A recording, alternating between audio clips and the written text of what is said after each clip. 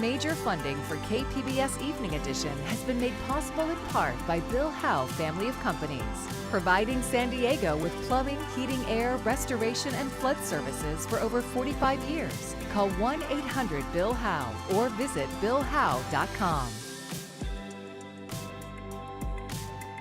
And by the Conrad Prebys Foundation, Darlene Marcos Shiley, and by the following.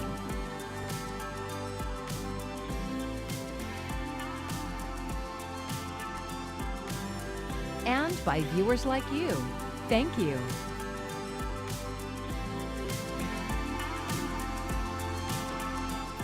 Thank you for joining us. I'm Maya Trabulsi. Right now, the San Diego City Council is hours into a meeting to approve the budget for fiscal year 2027.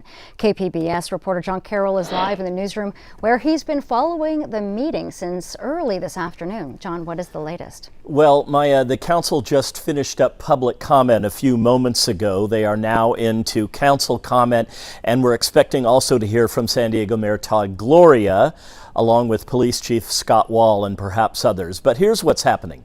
The city is facing a budget with a $118 million shortfall. The meeting on the budget began at 1 this afternoon. Dozens of speakers have been weighing in on all sorts of issues. Of course, the arts was a major one. You'll recall Mayor Todd Gloria cut nearly $12 million from the arts. About $10 million of that has since been restored through a mix of hotel tax revenue meant originally for the convention center and $3 million from private philanthropy. But the biggest issue this afternoon is a disagreement over continued funding of the city's automatic license plate readers, ALPRs. Some speakers called for continued support, while others demanded the program be defunded and the $2 million the city spends on them be spent elsewhere. Here is one supporter of the cameras and a woman from the Muslim community who says the cameras are a detriment to public safety. This council has a choice. Are you going to look at our communities in the face and say you're willing to give up a truly effective, accurate tool that has proven time and time again to accelerate the capture of murderers, human traffickers, robbers, burglars, hit-and-run drivers, fugitives, kidnappers, perpetrators of domestic violence, and perpetrators of other violent crimes? Where are the tears for our children who are now afraid to go outside, who are bedwetting, some of them who have gone mute, okay? Where is the tears for our communities? Because we don't feel it. You can say all you all want, all council members who are not understanding the fact that this technology was used as a tool that actually pulled resources away from saving our 3 heroes that day. Now again, public comment ended about 20 minutes ago. The council is now discussing the issue amongst themselves. They are scheduled to vote on the budget this evening. We will continue to follow what's going on at City Hall, and we'll update you on KPBS Radio and, of course, on kpbs.org. Live in the newsroom, John Carroll, KPBS News. Thanks so much for that, John. And balancing the city of San Diego's budget isn't easy, from public safety to housing, parks to potholes. Every dollar matters. In our interactive game, you make the tough calls. Play now at kpbs.org/budget challenge, or you can scan the QR code on your screen. Taking public transit could cost a bit more starting this fall. Today, SanDag held a public information meeting to get input on a proposal to raise fares. KPBS reporter Alexander Nguyen talked to some transit riders about the plan.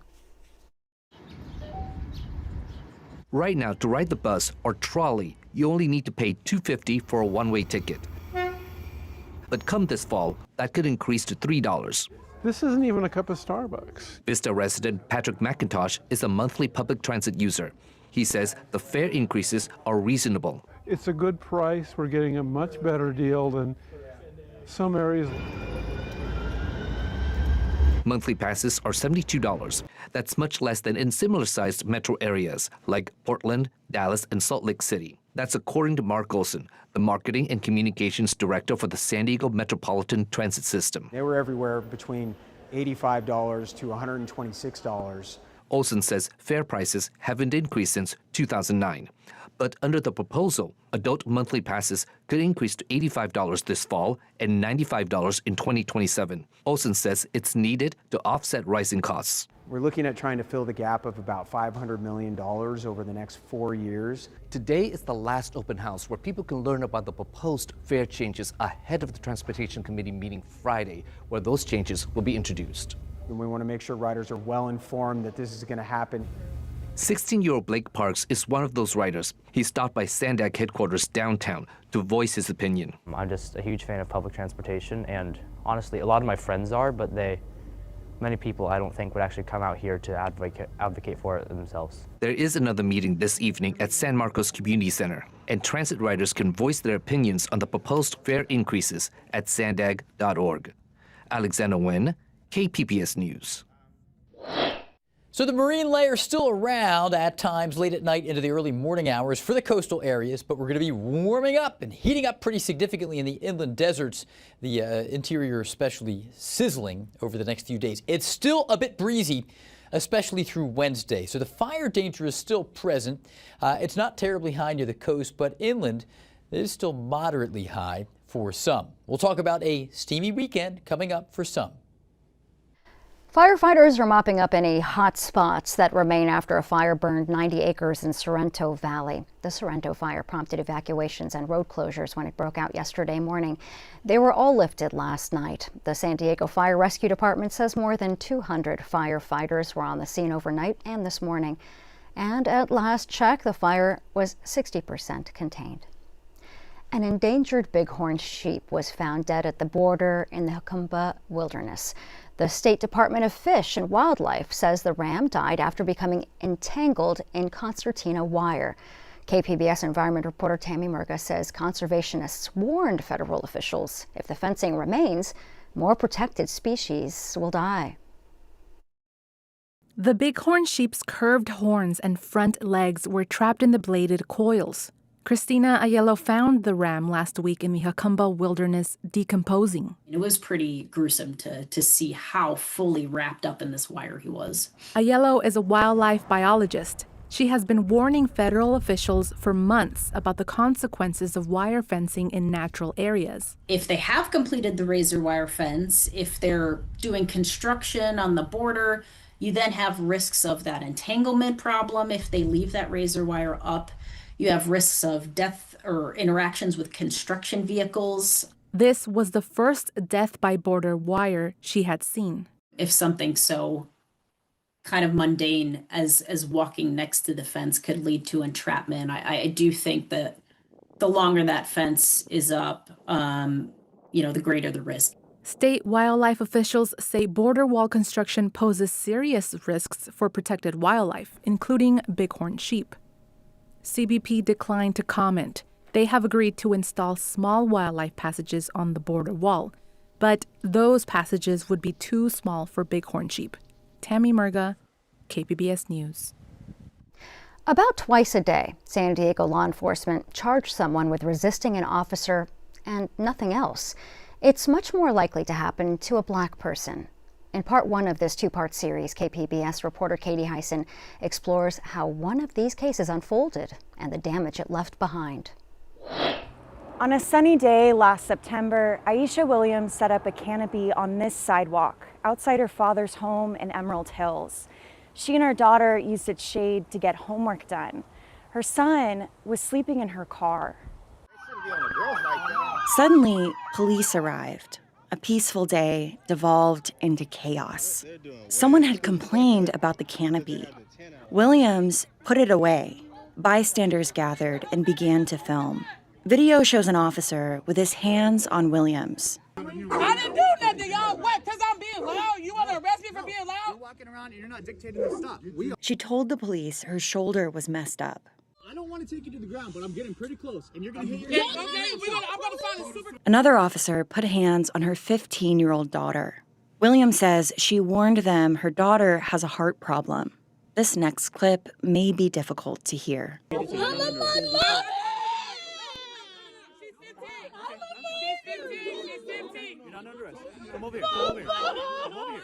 Another video shows an officer pinning Williams, handcuffed to the ground. You're going to jail now. No, we're not getting you out. You're a rapper. No, don't rap me. Yes, you are. You're going to get rapped now because you did it. See? I told you to stop. You don't listen. You wanted to do this. No, we didn't. 3 officers held her down. She repeatedly told them she couldn't breathe. Officers handcuffed Williams' daughter and woke up her 19-year-old son. They claimed there was marijuana in the car and cited him for possession. Williams says the charge was false and later dismissed. Hey, why you beating on my son? Why you beating on my son? Williams says her son has disabilities and the officers were rough. Her son needed a finger splint. People watching couldn't make sense of the police response. It's like it's a murder out here. No, they just had the 10 out, for real. They eventually released everyone and left. Williams was given a citation for only one charge: resisting an officer.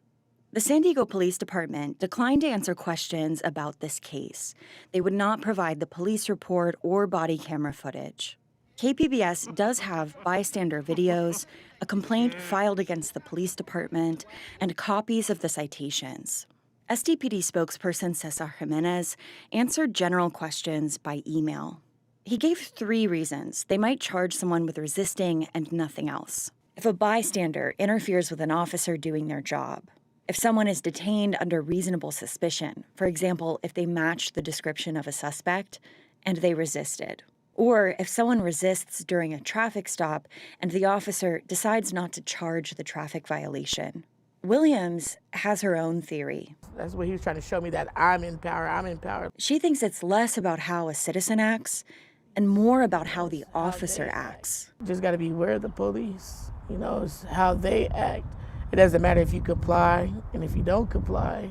The charge never went to court, but still caused lasting harm. It hurts, We're not criminals. None of us never got in trouble with the law. And for me, I'm their sole parent provider, and to hear my daughter scream and, there's nothing no one can do, or, there's nothing I can do, it hurts and it makes you hate the police, it makes you hate them, even though we're taught not to hate. She started therapy for PTSD. I don't want any interaction with the police in the future. Like I tell my kids, if it's an emergency, we're going to have to figure it out ourselves. Community advocates had been noticing standalone resisting charges like this one. They asked for data from the city attorney. In November, they received it. The data show Williams' charge was part of a much larger pattern. Trauma like what she experienced is disproportionately falling on the backs of Black San Diegans. They are about 9 times likelier than white people to be charged by San Diego law enforcement only with resisting an officer. Tomorrow in Part 2, what can be done about it? Katie Hyson, KPBS News. An update on some closely watched California elections. The Associated Press has called the governor's race for Republican Steve Hilton, who will face Democrat Javier Becerra in November. And in the Los Angeles mayoral race, 2 Democrats will battle it out in the general election. As Michael Yoshida reports, President Trump and others in the GOP have criticized how elections are run in California. The matchup set for LA's next mayor. A week after California's June 2nd primary, where the top 2 vote-getters advanced to November's general election, CNN now projecting incumbent Mayor Karen Bass will face off against Los Angeles City Council member Nithya Raman, who after days of votes being counted overtook Republican Spencer Pratt, a former reality TV star who had generated buzz and was in second place on election night, but saw his lead disappear as vote counting continued. The way it works in California is very different than a lot of other states, the way you can mail in ballots. And one thing we see in California is the ballots that come in later tend to be Democratic. California's largely mail-in election allows properly postmarked ballots to be received and counted up to 7 days after Election Day, a process criticized by Pratt supporters, with President Trump going further, saying without evidence the election was rigged. Let me tell you, it's 4 days, and they aren't even close to coming up with it. You know why they're doing that? Because they're cheating on the election. Do you have evidence to support all I have to do is look. Steve Hilton, a Trump-backed Republican running second in California's governor's race, saying he's seen no evidence of fraud. There's so many things wrong with the system. I've been saying all along that we take it very seriously. We've got teams standing by, lawyers standing by, and actually it's the same answer that actually I've been giving for a few days now. We've seen nothing that would give us cause to intervene. Michael Yoshida, KPBS News. Team USA has arrived in Southern California. The U.S. men's national team is training at a soccer stadium in Irvine to prepare for the 2026 FIFA World Cup. Rena Nakano was there for the team's public practice. 5,000 people lined up, held signs, and chanted their die-hard fandom for Team USA. But this isn't for a game, it's just for practice. We're grateful to be here. We're lucky to be here. The U.S. men's soccer team hosted their first and only public practice at Irvine's Great Park Stadium Monday. More than 33,000 people applied to watch their 30-minute practice session. Only 5,000 were chosen. Do you guys sign my poster? Local soccer player, 10-year-old Sanjay Patel, says his dad went the extra mile to make sure he and his brother Nikhil witnessed history. He posted in our family group chat. He told everybody to sign up for it. And since not a lot of our family lives in California, they'd give us the tickets if they wanted. Luckily, an uncle and aunt from out of state won the lottery and gave them the tickets. The team began with a simple warm-up, then moved on to something Sanjay says he does with his own club. It's called rondos. It's where there's defenders in the middle of the square and you're trying to pass around them. City of Irvine staff spent weeks preparing this FIFA-approved pitch, a special blend of Bermuda grass mowed daily by hand in a crisscross formation. The players seem to enjoy the field, which will serve as their home for the next 3 weeks. And after their practice, their fan service didn't disappoint, each player taking extra time to run up to the stands to greet their fans, taking photos, signing autographs. Is this going to be a prized possession? Oh yeah, going up on the frame, that's for sure. And sharing special moments with longtime fans like 82-year-old Margie Hook. I'm a Galaxy fan, and then I'm a fan of him, and I'm a big USA fan. The players say it's a humbling experience to stay until the very end because the people they were signing these autographs for used to be them. It's amazing. I remember being in their position too, so it's always nice to see them. To be here and walk around and give back to them, it's great. By the end, Sanjay went home with a poster filled with autographs by his idols. I've got Matt Turner. I've got Pepe, I think, right here. Something he says he'll cherish forever. Rena Nakano with that report. There are some big changes coming to how you can pay back student loans, and they start next month. Brian Abel breaks down the steps you can take now to save as much of your cash as possible. On July 1st, changes are coming to the federal student loan program. Over the last number of years, this has been the most significant amount of change we've seen almost ever, but definitely since 1994. And just about everyone will be impacted. For new borrowers, it means fewer types of repayment options will be available to you. Only 2, actually. All current income-driven plans will be gone, replaced with a single option of its kind, the Repayment Assistance Plan, or RAP, also the only plan offering loan forgiveness moving forward, with the standard repayment plan as the other option. If you currently have a federal student loan, this is where you may need to act sooner than later, as some types will be phased out. So experts say visit studentaid.gov to start. First and foremost, find out what you have for student loans. If you're in repayment, take a look at what your repayment plan is, kind of look at your overall strategy and identify what you have done or have been doing. More than 7 million borrowers were part of the SAVE plan, the ill-fated repayment plan created by the Biden administration.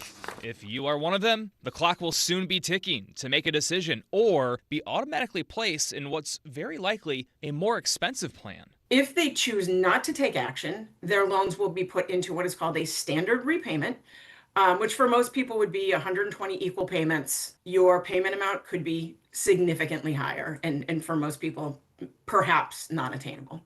In Washington, Brian Abel reporting. Today, NASA introduced the 4 astronauts who will embark on the Artemis 3 mission. The crew includes American astronauts Andre Douglas, Frank Rubio, and Randy Bresnik, and Italian Luca Parmitano. They are expected to launch late in 2027. NASA says the mission is the next step toward returning astronauts to the surface of the moon as soon as 2028.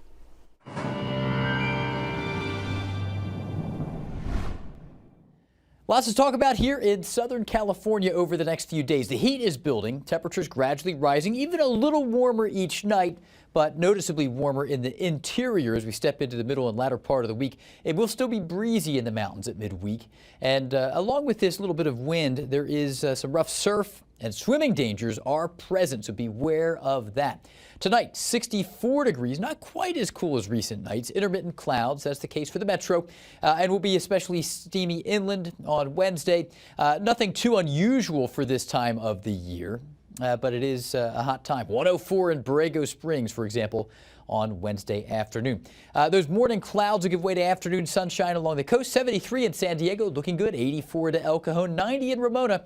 Still some wildfire danger in the mountains and off to the east. Any desert area with vegetation, that vegetation is real dry and there's a bit of a breeze. So moderate fire danger continues in interior portions of Southern California. Now on the coastal side, here we have a beach hazard statement continuing through Thursday afternoon. We're talking about rough surf and rip currents, so beware out there if you're swimming or if you're a surfer. There are some additional dangers here through Thursday. Thursday, some will be flocking to the beaches, but we're heating up inland, getting real hot there in the deserts. The hottest day will probably end up being on Saturday, but very, very warm, hot in the interior desert. Storms stay way east into places like New Mexico and future radar and satellite. Still watching some action down into Central America as Christina, a tropical storm, will be bringing some flooding rain to far southern parts of Mexico. None of that for us, obviously. Coastal forecast mid to upper 70s over the next few days. Intermittent clouds, cloudiest in the morning, brightest in the afternoon. Inland areas, you're warming up to around 86 by Saturday. That should be the peak of the heat. Mountainous areas, a subtle rise, mid to upper 70s, but it will be breezy here for a few days. In the deserts, the heat's obvious. Peaking at 106 on Saturday and Sunday. Lots of sunshine, but we're pinned here in the triple digits. I'm AccuWeather meteorologist Jeff Cornish for KPBS News. It's a familiar sight to drivers in the North County. If you travel to or from Pala Mesa or Temecula, you probably know it well. But as Ken Kramer shows us, it wasn't built to ease traffic. There was an entirely different reason. Let's start out on a drive. Here we are on a 2-lane country road, kind of between Valley Center and Bonsall. And can I tell you that this road, West Lilac Road it's called, is known for something very special. And it's odd because there isn't a lot of traffic on it. It can be a while between cars, not what you'd describe as a heavily traveled road, which makes what's right down here all the more remarkable. Okay, we're coming up on it right now. See it? It's a bridge, the Lilac Road Bridge. Considering how little traffic there is, you might wonder why they even built it. But if you've ever driven Interstate 15 north of Escondido, you sure know it. You've seen it. It's a dramatic, iconic, something from a picture book bridge, 745 feet across, that is pretty breathtaking. And 160 feet up there is little old West Lilac Road. Well, we got curious, right? And at his home in San Marcos, we found John Metlin, who knows a lot about that bridge. I basically oversaw all of the construction of the bridge from day one. And he's kept the plans and drawings, dimensions and everything from when it was built more than 40 years ago. The superstructures here, that would be this. This is the arch, that would be this. First of all, look at the bridge. Now imagine that whole valley under it there, where the road is being put in here. That was completely dug out of solid granite. The land used to be all the way up to where the top of the bridge is. So here's a drawing of the bridge. You can see the arch, and he's tracing with his thumb there where the ground used to be. In order to get down to the grade necessary for the 15 construction, they had to go down about 160 feet. 750,000 cubic yards of solid granite dug and blasted away to get down to where the freeway was going to be before they could even start to build the bridge. Oh, and then the bridge itself. That big sweeping arch looks like solid concrete, right? But that arch is hollow. It's got utility lines. You could walk in there if you could walk in there. From one end to the other. It's a marvel of bridge construction, it really is. All told, it took 3 years, $1.5 million, and the traffic up here on West Lilac Road? Well, right now, I would say, in the neighborhood of 500 cars per day. Which brings us back to why? Why go to all the trouble to build this exceptional and striking bridge when a detour or something simpler and cheaper would have done the trick? But no, the Caltrans of 40 years ago thought, we can build a bridge for Lilac Road, but we can also do something drivers will really notice for decades to come. You know, the setting was right. You know, the approach and the departure from the structure, just the way the vistas that opened up on both ways. It was a conscious decision to build something aesthetically pleasing purely for its own sake, just so drivers moving along I-15 might look at it and for a moment or two be impressed or inspired or pleased. That's exactly what the thinking was. And that's how it came to be, how Interstate 15 between Escondido and Rainbow got a landmark everyone sees and remembers, how West Lilac Road ended up with a major league bridge, and how 40 years ago, John Metlin came to be such a big part of it all. I think about it almost every day. And why not? It's something so visible and so very familiar about San Diego. Ken Kramer has a half hour of stories every week about San Diego. You can see them Thursday nights at 8 o'clock right here on KPBS. And you can find tonight's stories on our website, kpbs.org. Thanks for joining us. I'm Maya Trabulsi. Good night. Major funding for KPBS Evening Edition has been made possible in part by Bill Howe Family of Companies, providing San Diego with plumbing, heating, air, restoration, and flood services for over 45 years. Call 1-800-BILL-HOWE or visit billhowe.com. And by the Conrad Prebys Foundation, Darlene Marco Shiley, and by the following.